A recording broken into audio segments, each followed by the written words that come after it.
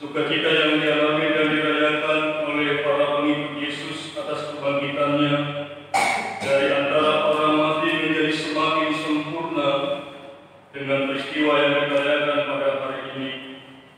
Setelah 40 hari menyatakan diri kepada murid-muridnya, tibalah saatnya bagi Yesus untuk kembali kepada Bapa untuk menyediakan tempat bagi semua yang mempercayakan diri kepadanya sebagai jalan, kebenaran, dan hidup.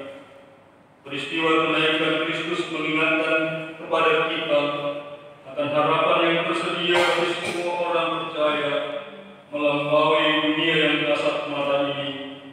Kita diminta untuk membuka mata batin kita untuk mengarahkan mata kita tertuju kepada Dia yang duduk di sebelah kanan Bapa. Sementara kita melanjutkan perjalanan kita di dunia serba sementara ini, kita bahkan diingatkan akan Kristus yang senantiasa membawa kita dalam doa-doanya sebagai imam besar surgawi. Akan tetapi sebelum kenaikannya, Yesus menitipkan tugas penting bagi para pengikutnya untuk menjadikan segala bangsa muridnya. Bukan cuma mengarahkan pandang ke atas, kita ditugaskan untuk giat memberitakan Injil Kerajaan Allah kini dan di sini, memberikan rahmat Allah melalui kehadiran, tutur kata dan tindakan kita, sementara menantikan saat pengangkatan bagi semua orang yang percaya kepadanya. Marilah kita memuji Tuhan dengan Kidung Jemaat 220 ayat 1 dan 2.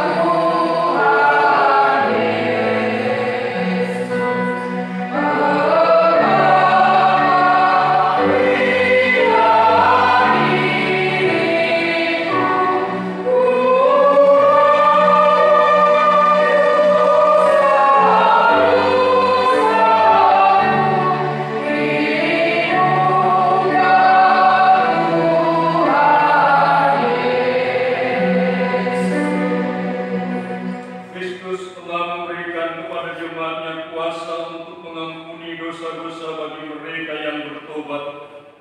Karena itu sesuai dengan pengakuan dosamu, sebagai hamba Tuhan yang dipanggil, ditetapkan menjadi pelayan firman-Nya, aku memberitakan anugerah Tuhan kepada kamu sekalian, bahwa semua dosamu telah diampuni di dalam nama Bapa dan Anak dan Roh Kudus. Amin.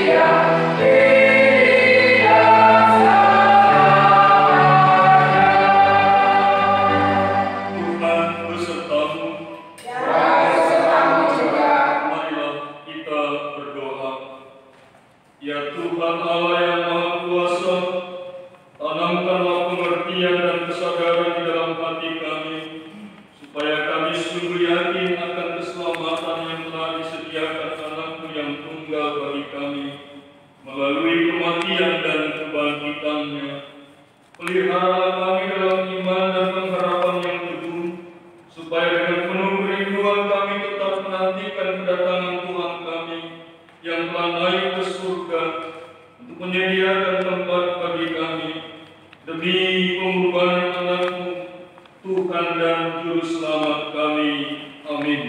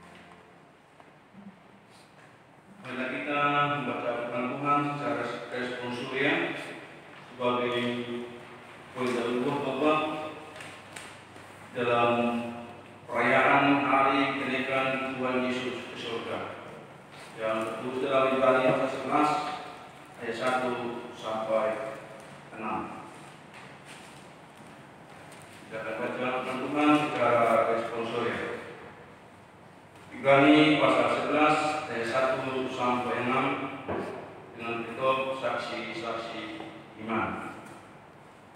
Kami akan membacakan ayat-ayat yang tadi dan sedang Tuhan membacakan ayat-ayat yang benar. Iman adalah dasar dari segala sesuatu yang kita harapkan dan bukti dari segala sesuatu yang tidak kita lihat. Sebab pada iman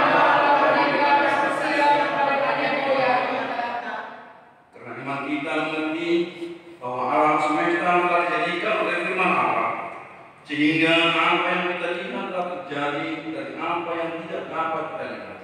Karena iman adalah mengesahkan kepada Allah kepada lebih baik daripada orang lain.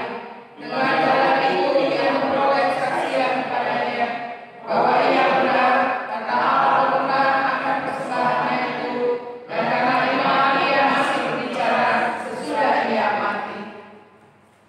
Karena iman Enoch berangkat supaya ia tidak mengalami kematian dan ia tidak ditemukan, karena Allah telah mengangkatnya. Sebab sebelum ia berangkat, ia memperoleh kesaksian bahwa ia berkenan kepada Allah. Tetapi tanpa iman tidak mungkin orang berkenan kepada Allah. Sebab barang siapa berpaling kepada Allah, ia harus percaya bahwa Allah ada dan bahwa Allah memberi upah kepada orang yang sungguh-sungguh mencari Dia. Sampai sini kita baca firman Tuhan. Yang berbahagia yang mereka yang mendengarkan firman Allah dan yang memeliharanya. Amin.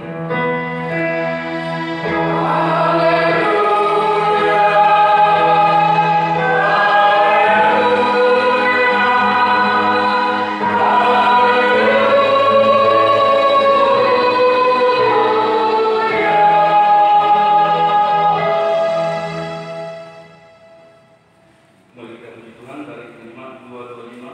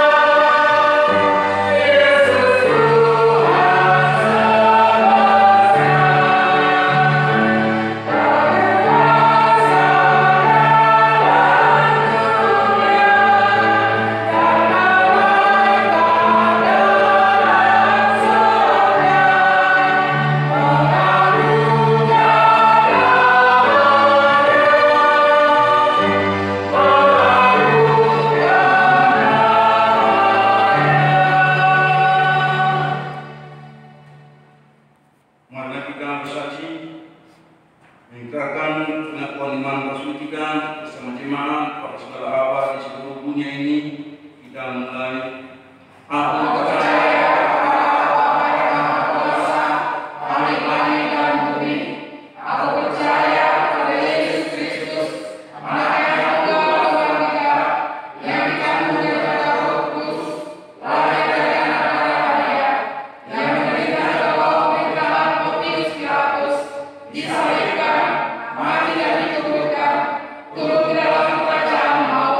pada hari yang ketiga bagi keluarga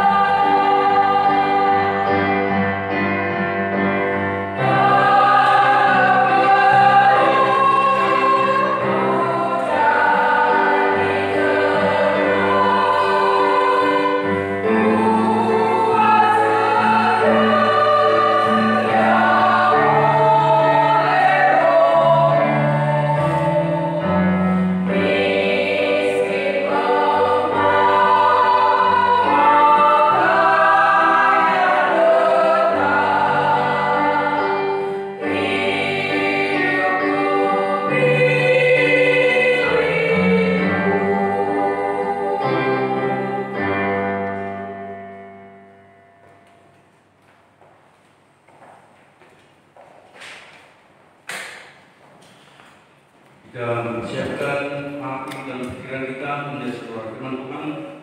Kita sambung firman Tuhan dengan Imaman 125 ayat 1 sampai 3.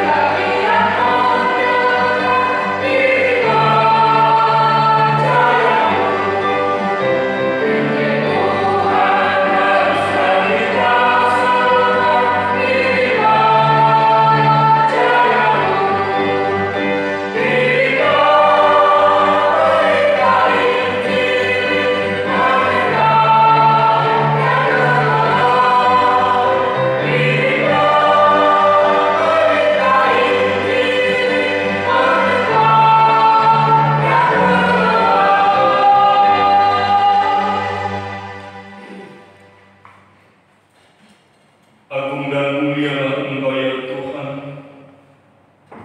dalam semua karya pekerjaan-Mu di tengah-tengah dunia ini.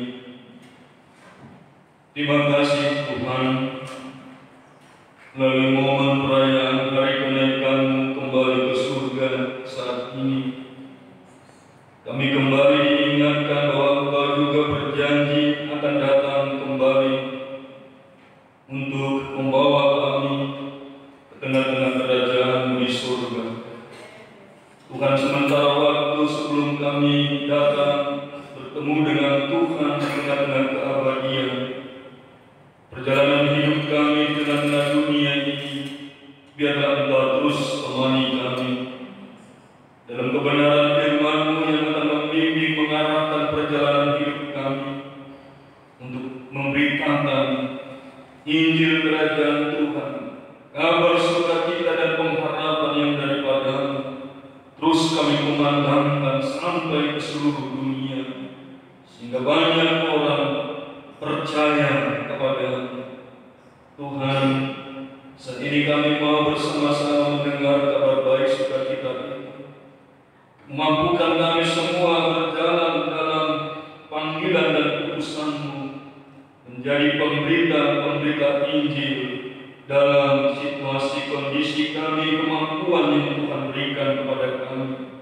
Dengan berbagai perbedaan-perbedaan itu, kami boleh bekerja sama di dalam Tuhan. Berfirmanlah Engkau bagi kami sekalian, dalam Yesus Kristus kami berdoa kepada-Mu. Amin. Salam Bapak Ibu yang dikasihi Tuhan. Kebenaran firman Tuhan dalam hari kenaikan Tuhan kita Yesus Kristus terambil dari Injil Markus 16 ayat 15 sampai dengan ayatnya yang ke-20. Demikian firman Tuhan. Yesus beberapa kali menampakkan diri dan mengutus murid-muridnya. Yesus terangkat ke surga. Lalu Ia berkata kepada mereka, "Pergilah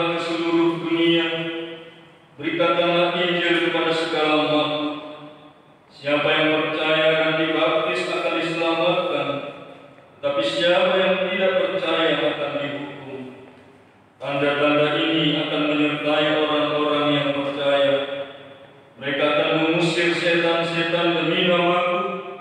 Mereka akan berbicara dalam bahasa-bahasa yang baru bagi mereka.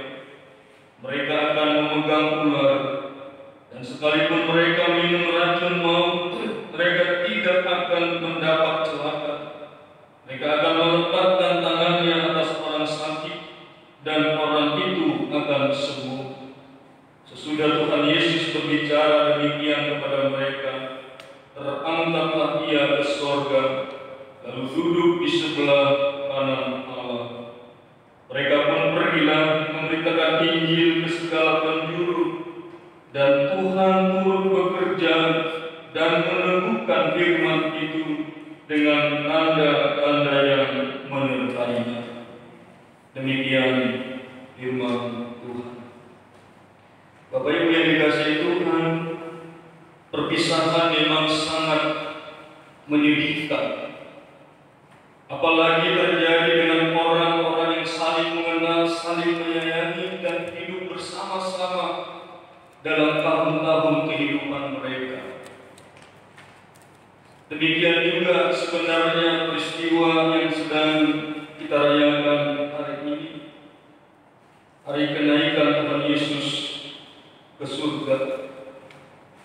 Sebagaimana murid-murid 2 kali mengalami perpisahan terjadi di antara murid-murid Yesus Kristus, 2 kali juga mereka mengalami kesedihan. Yang pertama, perpisahan ketika Yesus mati. Mereka sangat sedih, bahkan mereka tidak dapat menerima situasi dan kondisi itu, bahkan sampai pada kebangkitannya. Itu yang dikatakan sebelum ayat 15 di ayat 14.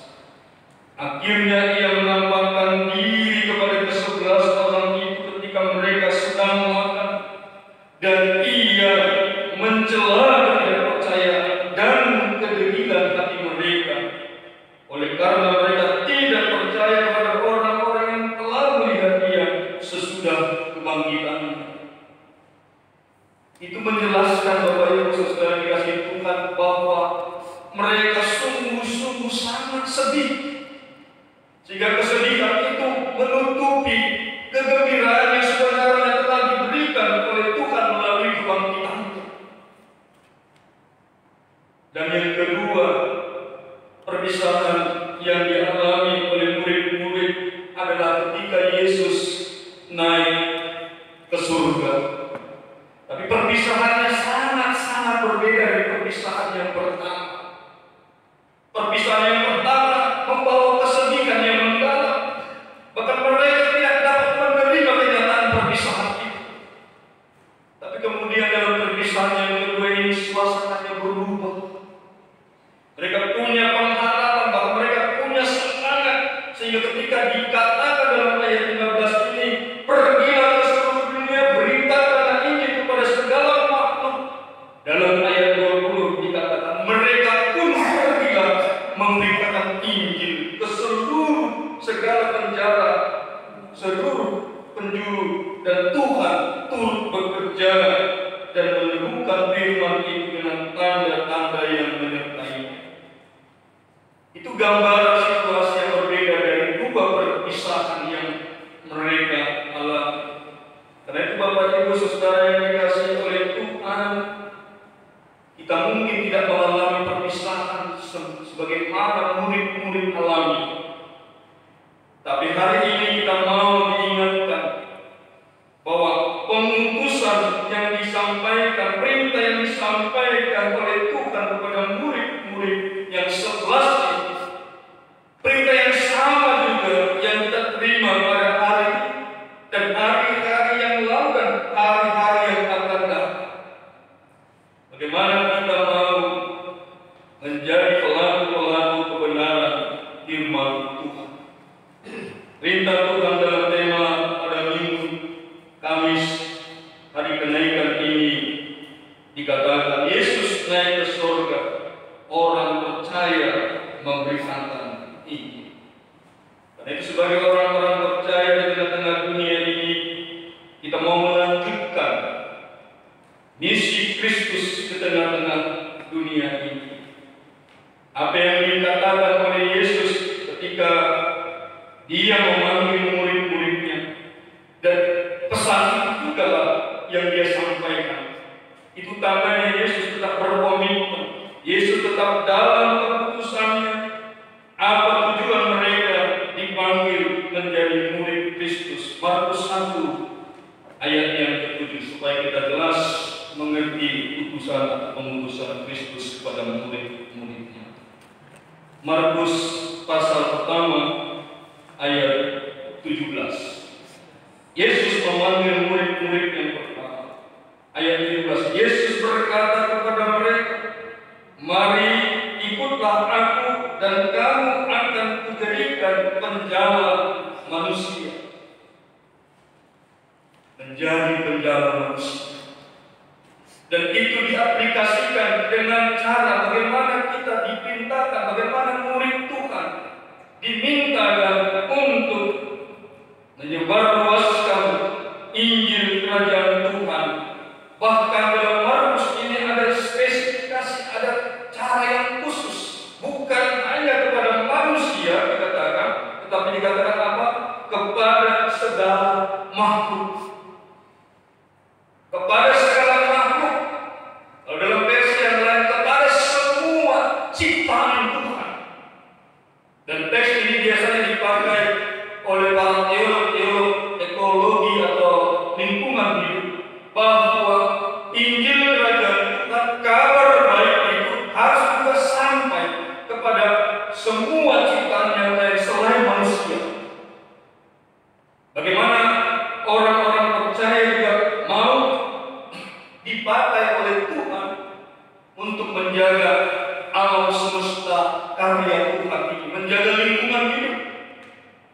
Sampai ke sana pun perintah Tuhan untuk kita lakukan. Ini pesan yang sangat bermakna bagi kita. Nah, sebelum mereka melakukan pekabaran Injil, berita kabar baik itu kepada segala makhluk, mereka mengalami proses. Kita tahu prosesnya hampir lebih kurang 3,5 tahun. Proses yang dilakukan oleh Yesus membina, mendidik, mengajar murid-murid agar kelak mampu menjalankan misi panggilan Kristus di tengah-tengah dunia ini. Walaupun dalam proses itu ada yang kita katakan gagal, tidak sampai dalam proses akhir memberitakan Injil Kerajaan. Nah, Bapak Ibu yang dikasihi oleh Yesus Kristus Tuhan, mari kita mau melihat apa yang ingin kita beritakan.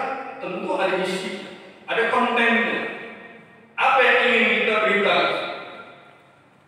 Yang pertama dalam ayat 16. Siapa yang percaya dan dibaptis akan diselamatkan, tetapi siapa yang tidak percaya akan dihukum. Ini yang mau kita lakukan. Bahwa dalam pemberitaan Injil Kerajaan Tuhan, kabar baik Kerajaan Tuhan itu harus sampai membawa orang. Di sini dikatakan percaya. Jadi kehadiran kita dalam pemberitaan kabar baik itu harus membawa orang sampai kepada percaya. Dan setelah percaya, kemudian dibaptis.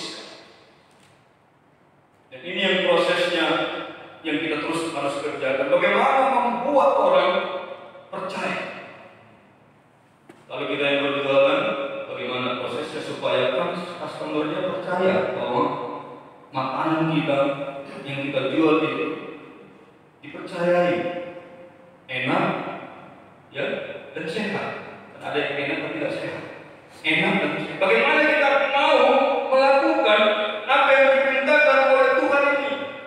Bahwa Yesus datang ke tengah-tengah dunia ini untuk menyelamatkan orang yang berdosa. Nah, ini intinya. Bagaimana supaya dunia ini percaya kepada kehidupan yang akan dianugerahkan oleh Tuhan, percaya kepada kematian yang dilakukan, yang terjadi dia sebagai manusia. Mari kita informasikan ini, kita beritahukan ini kepada setiap orang, bahwa jika mereka percaya pada Dia dan memberi diri menjadi murid Kristus, itu suatu kebahagiaan. Sebagai murid-murid Tuhan, pelayan-pelayan yang Tuhan perintahkan, suatu kebahagiaan, satu kebanggaan bagi kita jika dalam pemberitaan, dalam pelayanan kita tidak perlu banyak-banyak, satu orang pun cukup. Terutama sekali, mari kita memberitakan Injil kabar baik, terutama sekali dari lingkungan terkecil di keluarga kita. Terutama sekali dari lingkungan di mana tempat kita berkarya, bekerja. Mari kita memberitakan Injil kabar baik itu di sana.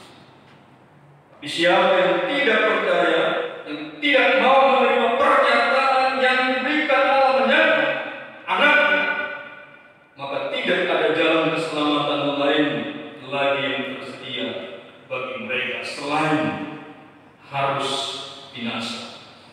Katakan tadi, tetapi siapa yang tidak percaya akan dihukum dengan hukuman karena melanggar hukum Tuhan.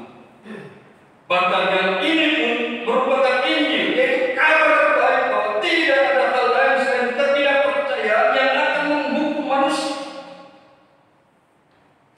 Sebab ketidakpercayaan merupakan dosa melawan keselamatan yang sebenarnya merupakan obat yang dapat menyembuhkan orang dari hukuman itu sendiri. Bapak Ibu yang dikasihi Tuhan, ada seorang ibu yang sangat kaya. Pada suatu malam dalam perjalanannya memakai mobil mewahnya, tanpa sadar mobilnya berhenti mendadak di sebuah jalan tol yang sangat gelap gulita. Ibu yang kaya ini kemudian merasa sangat ketakutan. Dia tidak mau membuka pintu mobilnya. Takut-takut nanti ada orang yang akan merampoknya. Tiba-tiba mobil lain berhenti. Seorang bapak turun, wajahnya seram sekali. Sang ibu yang kaya ini semakin ketakutan. Aku akan mengalami ancaman. Tapi tiba-tiba bapak ini berhenti, kemudian menggedor-gedor pintu mobil ibu yang kaya. Ibu, saya datang ingin membantu ibu. Mendengar perkataan itu, ibu yang kaya ini kemudian membuka pintu dan mohon meminta pertolongan, membantu. Dekat cerita, sang bapak ini kemudian mencari apa masalah dari mobil ini tidak dapat berjalan. Dia masuk ke kolong mobil, memeriksa segala sesuatu, dan kemudian membuka kap mobil, diperiksa, dan dia mendapati ada sesuatu yang harus diperbaiki dan tidak memperbaiki mobil itu, dan mobil itu kembali boleh hidup. Sang ibu yang kaya ini kemudian merogoh dompetnya untuk memberi sesuatu penghargaan. Terimalah ini tanda terima kasih kepada sang bapak ini. Tidak dapat menerima. Saya tidak bisa menerima pemberian ibu karena saya biasa membantu orang lain. Tapi satu pesan saya kepada ibu, jika ibu dapat membantu menolong orang lain, tolonglah. Dan ibu ini berjalan dalam kegelapan malam karena dia capek, lelah. Kemudian dia singgah di sebuah kafe. Dalam malam itu ada seorang perempuan pelayan di kafe itu yang sangat-sangat ramah melayani sang ibu. Pada waktu ibu ini ingin memberi tips kepada pelayan perempuan ini, sekali lagi tipsnya ditolak. Saya tidak terbiasa ibu menerima sesuatu. Tapi ibu ini akhirnya meletakkan uang di beberapa meja yang cukup banyak. Ketika perempuan muda ini yang sudah punya suami membereskan semua meja lalu mendapatkan sejumlah uang yang begitu banyak. Kemudian dalam hatinya dia berkata, Tuhan, terima kasih. Beberapa bulan ke depan aku akan melahirkan. Dan uang itu begitu cukup untuk membantu persalinan. Sementara suamiku tidak lagi bekerja. Kembalilah dia pulang ke rumah. Dan di dalam tumpukan uang itu ternyata ada tulisan dari ibu yang tadi memberikan. Jangan pernah berhenti melakukan kebaikan. Sampainya di rumah, dia bertemu dengan suaminya yang sudah tidur. Dan dia membisikkan sesuatu. Suamiku, aku mendapat berkat dari Tuhan melalui seorang perempuan. Terbangunlah suaminya dan dia melihat dengan sukacita berkat itu. Bapak Ibu dikasih Tuhan, laki-laki yang menjadi suami perempuan ini adalah ternyata yang menolong ibu di kegelapan di jalan tol itu.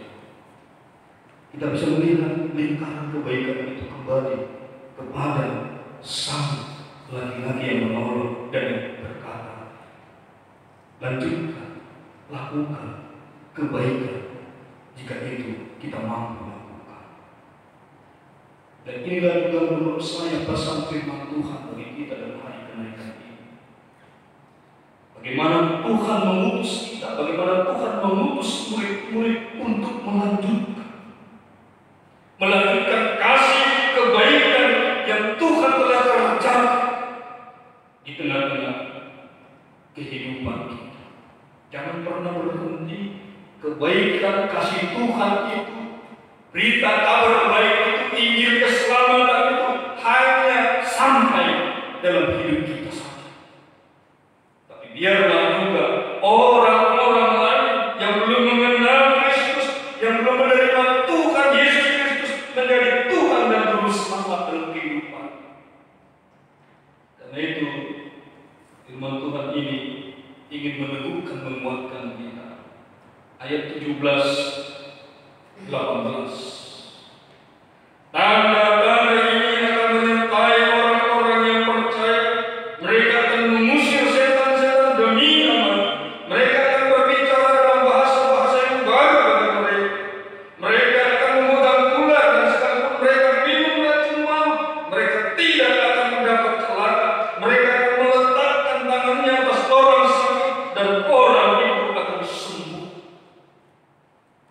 Artinya setiap kita yang sudah percaya dan sungguh-sungguh berkomitmen untuk melakukan pekerjaan-pekerjaan Tuhan dalam kehidupan kita, kita akan dimampukan. Amin. Kita akan dimampukan, kita akan diberkati, kita akan ditemani. Mungkin tidak semua tanda-tanda yang dalam ayat 17-18 ini ada dalam diri kita. Tapi masing-masing kita akan diberi kemampuan untuk melakukan pemberitaan Injil ini. Maka mereka pun pergilah memberitakan Injil ke segala penduduk, dan Tuhan turut bekerja dan menentukan firman itu dengan tanda-tanda yang menyertai. Itu sebabnya Bapak Ibu yang dikasihi Tuhan, kalau kita lihat spanduk peresmian kita Resort Tangerang Banten ini pada bulan Mei, tanggal 21 atau 22 kalau salah saya, 22 Mei.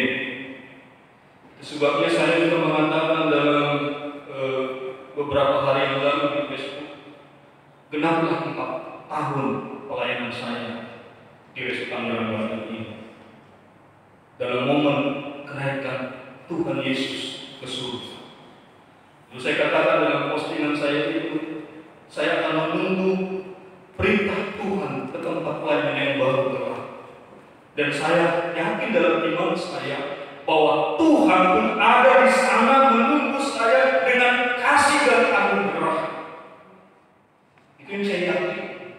Dan keyakinan itulah juga yang harus kita miliki, bahwa dengan segala perjalanan pelayanan kita masing-masing, perjalanan kehidupan kita masing-masing dalam iman percaya kita kepada Tuhan, di dalam setiap momen-momen itu Tuhan hadir menemani dengan kasih dan anugerah. Amin.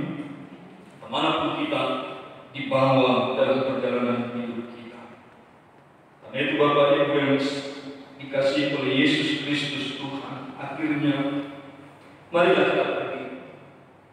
Marilah kita melangkah dengan semangat, dengan kekuatan yang baru yang daripada Tuhan, yang menemani kita dalam berbagai situasi kondisi apapun, termasuk dalam kondisi yang kita alami saat ini. Walaupun prediksi mungkin mengatakan setahun lagi, 2 tahun lagi belum tentu berakhir virus corona ini, sehingga muncullah pernyataan dari pemimpin negara kita, hiduplah berdamai dengan virus corona ini. Hidup berdampingan dalam damai, tetap melakukan perintah-perintah yang dikatakan atau dihimbau oleh negara kita. Pakai masker, cuci tangan, jaga jarak, dan lain sebagainya. Marilah kita mulai dengan semangat yang baru. Hidup kita ke depan ini terus beraktivitas memberitakan Injil Kerajaan Tuhan tanpa lelah, tanpa jemu-jemu, tanpa putus asa, tanpa ragu-ragu, karena otoritas kuasa yang daripada Kristus Tuhan itu diberikannya bagi kita. Tuhan memberkati kita senantiasa. Allah yang Maha Kuasa itu menyertai kita sekaliannya. Amin. Kita bersatu di dalam doa. Bapak Ibu yang dikasihi oleh Yesus Kristus Tuhan, mari kita serahkan hidup kita ke hadapan-Nya. Tuhan yang Maha Baik, Allah yang agung dan mulia, kami bersyukur kepada-Mu pada saat hari ini dalam perayaan hari kenaikan-Mu ke surga selama-lamanya. Kami mendengarkan sabda kebenaran firman-Mu ya Tuhan. Bagaimana Engkau terus mengingatkan kami, bagaimana Engkau terus Tuhan memerintahkan, meminta kepada kami bahwa kami harus menjadi pemberita-pemberita Injil dalam situasi dan kondisi apapun. Dan kami yakin Tuhan, sebagaimana Engkau menemani para murid-murid rasul-rasul dalam memberitakan Injil Kerajaan, demikian juga kami yakin, karena Engkau adalah Allah yang tidak pernah berubah dari dahulu, sekarang, dan sampai selama-lamanya. Allah yang sama, Allah yang mengasihi semua orang percaya, semua manusia ini. Kami mau berdoa, mohon pertolongan dan bimbingan, agar ketika kami mengambil komitmen untuk pergi memberitakan Injil Kerajaan Tuhan dalam pekerjaan kami, dalam kuliah, dalam sekolah kami, dalam pelayanan kami dengan gereja mungkin kami, Tuhan berkatilah kami dengan kuasa-Mu. Temani kami dengan tanda-tanda yang Tuhan janjikan untuk menyertai kami semuanya, Tuhan. Mampukan kami menjadi pembawa sukacita, damai, sejahtera, dan pengharapan yang daripada-Mu. Engkau datang ke tengah-tengah dunia ini untuk menyelamatkan kami, untuk menebus kami dari dosa dan kesia-siaan, untuk membawa kami kembali menjadi gambar citra Allah yang sesungguhnya. Terima kasih Tuhan. Kami mau bersyukur juga Tuhan untuk ibadah yang boleh kami langsungkan pada hari ini. Bukan karena gagah perkasa dan kekuatan kami, tapi karena kuasa dan kebaikan-Mu semata Tuhan.